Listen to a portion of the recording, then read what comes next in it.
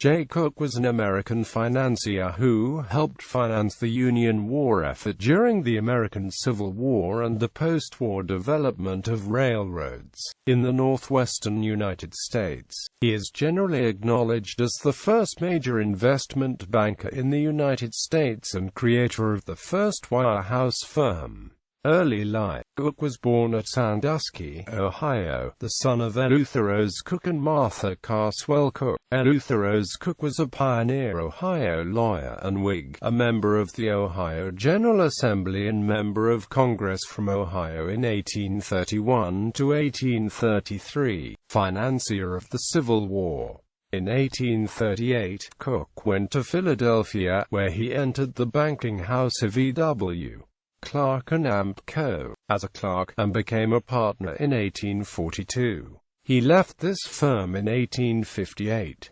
On January 1, 1861, just months before the start of the American Civil War, Cooke opened the private banking house of J. Cooke and Amp Company in Philadelphia. Soon after the war began, the state of Pennsylvania borrowed $3 million to fund its war efforts. In the early months of the war, Cooke worked with Treasury Secretary Salmon P. Chase to secure loans from the leading bankers in the northern cities. Cooke's own firm was so successful in distributing Treasury notes that Chase engaged him as special agent to sell the $500 million in 520 bonds, callable in 5 years and matured in 20 years, authorized by Congress on February 25, 1862. The Treasury had previously tried and failed to sell these bonds, promised a sales commission of 0.5% of the revenue from the first $10 million, and 0.375% of subsequent bonds. Cooke financed a nationwide sales campaign, appointing about 2,500 sub-agents who traveled through every northern and western state and territory, as well as the southern states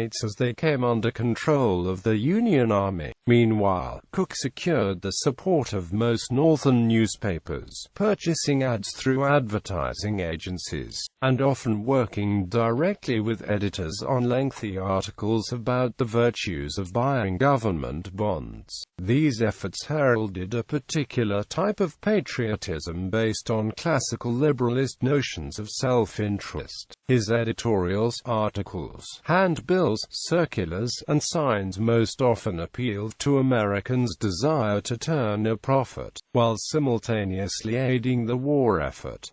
Cooke quickly sold the $500 million in bonds, and $11 million more. Congress immediately sanctioned the excess. Cooke influenced the establishment of national banks, and organized a national bank at Washington and another at Philadelphia almost as quickly as Congress could authorize the institutions. In the early months of 1865, the government faced pressing financial needs. After the national banks saw disappointing sales of 730 notes, the government again turned to Cooke. He sent agents into remote villages and hamlets, and even into isolated mining camps in the West, and persuaded rural newspapers to praise the loan. Between February and July 1865, he disposed of 3 series of the notes, reaching a total of $830 million.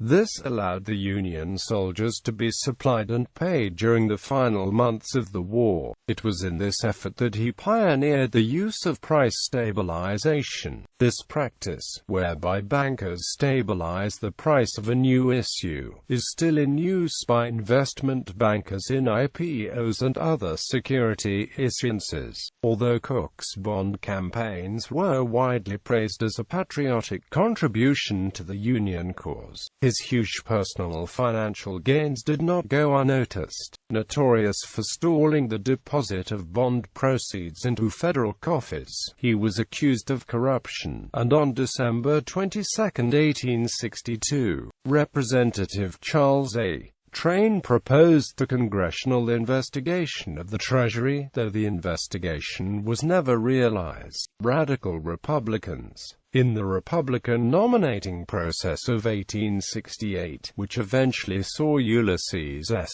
Grant as the Republican Party's standard-bearer. Cooke backed radical Republican Chief Justice Salmon P. Chase for president. Northern Pacific Railway. After the war, Cooke became interested in the development of the Northwest, and in 1870 his firm financed the construction of the Northern Pacific Railway. Cooke fell in love with Duluth, Minnesota, and decided he must make it successful, the new Chicago. To this end he began purchasing railways with the dream of reaching the Pacific to bring goods through Duluth into the Great Lakes shipping system, and on to the markets of Europe. In advancing the money for the work, the firm overestimated its capital, and at the approach of the Panic of 1873 it was forced to suspend operations.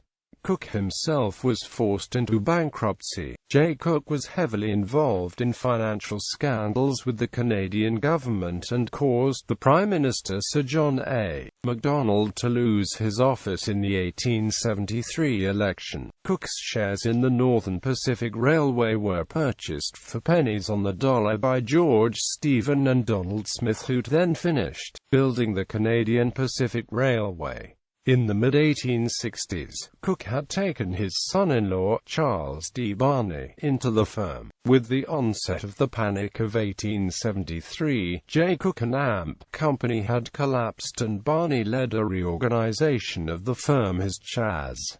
D. Barney and Amp Co. Cooke's son and Barney's brother-in-law, J. Cooke, Jr., joined the new firm as a minority partner. By 1880 Cooke had met all his financial obligations, and through an investment in the Horn Silver Mine in Utah, had again become wealthy. He died in the Ogden section of Cheltenham Township, Pennsylvania, on February 16, 1905. Other accomplishments. Cooke owned a summer home, constructed in 1864–65 and still standing, on the small island of Gibraltar in the Lake Erie harbor of Put-in Bay, Ohio. The island was a lookout for Commodore Perry during the Battle of Lake Erie in 1813. Philanthropy. A devout Episcopalian, Cooke regularly gave 10% of his income for religious and charitable purposes. He donated funds to the Philadelphia Divinity School and for the building of Episcopal churches, including St. Paul's Episcopal Church in Elkins Park, Pennsylvania.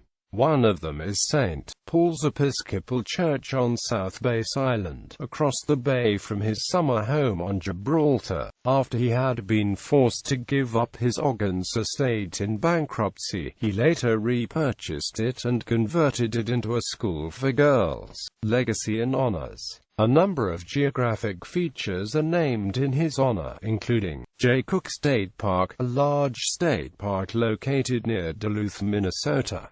The village of Cooke City, Montana. Cooke Township in Cumberland County, Pennsylvania. J. Cooke Elementary School in Philadelphia, Pennsylvania. Cooke Road in Cheltenham Township, Pennsylvania. J. Pitt and Cooke Streets in the Lakeside neighborhood of Duluth, Minnesota. A statue of J. Cooke by Henry Schrady is located in J. Cooke Plaza near the intersection of 9th Avenue East and Superior Street in Duluth, Minnesota.